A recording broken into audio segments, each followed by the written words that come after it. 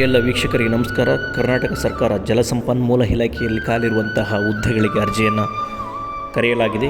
ಇಲ್ಲಿ ಕರೆದಿರುವಂಥ ಹುದ್ದೆಗಳಲ್ಲಿ ಒಟ್ಟು 313 ಹುದ್ದೆಗಳನ್ನು ಕರೆಯಲಾಗಿದೆ.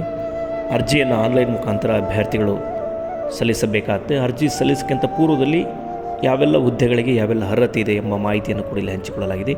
ಕಿರಿಯ ಇಂಜಿನಿಯರ್ ಸಿವಿಲ್, ಕಿರಿಯ ಇಂಜಿನಿಯರ್ ಮೆಕ್ಯಾನಿಕಲ್, ಸಹಾಯಕ ಗ್ರಂಥಪಾಲಕ, ಬೇರೆ ಬೇರೆ ಹುದ್ದೆಗಳಿಗೆ ಬೇರೆ ರೀತಿಯ ಅರ್ಹತೆ ಇರಬೇಕಾಗುತ್ತೆ. ಮತ್ತು ವಯೋಮಿತಿ ಕೆಟಗರಿಗುಣವಾಗಿ ವಯೋಮಿತಿಯನ್ನು ಕೂಡ ಇಲ್ಲ ಸಡಿಲಿಕೆಯನ್ನು ಮಾಡಲಾಗಿದೆ. ಕೆಟಗರಿಗೆ ಭಿನ್ನವಾಗಿರುತ್ತೆ, ಒಂದೇ ಥರದ ವಯೋಮಿತಿ ಸಡಿಲಿಕೆ ಇರುವುದಿಲ್ಲ.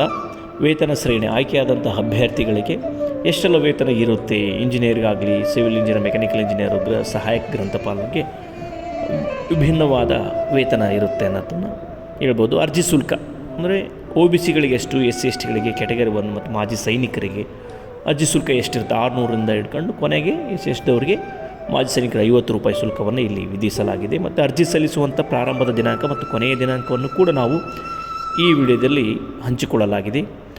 ಈ ಅಧಿಸೂಚನೆ ಅಂದರೆ ಸರ್ಕಾರ ಈ ಹುದ್ದೆಯ ಕುರಿತು ಹೊರಡಿಸಿರುವಂತಹ ಅಧಿಕೃತ ಅಧಿಸೂಚನೆಯನ್ನು ಮಾಹಿತಿ ಖಚಿತತೆಗಾಗಿ ನಾವು ಈ ವಿಡಿಯೋದಲ್ಲಿ ಹಂಚಿಕೊಂಡಿದ್ದೇವೆ. ಈ ಥರದ ಉದ್ಯೋಗ ಮಾಹಿತಿಗಳಿಗಾಗಿ ನಮ್ಮ ಚಾನಲ್ನ ಸಬ್ಸ್ಕ್ರೈಬ್ ಮಾಡಿ, ಲೈಕ್ ಮಾಡಿ, ಶೇರ್ ಮಾಡಿ, ಇತರರಿಗೆ ಈ ಮಾಹಿತಿಯನ್ನು ಹಂಚಿಕೊಳ್ಳಿ ಮತ್ತು ಇದನ್ನು ಬೇರೆಯವರು ಕೂಡ ಮಾಹಿತಿಯನ್ನು ಕಳಿಸಿ. ನಮಸ್ಕಾರ. ಮತ್ತೆ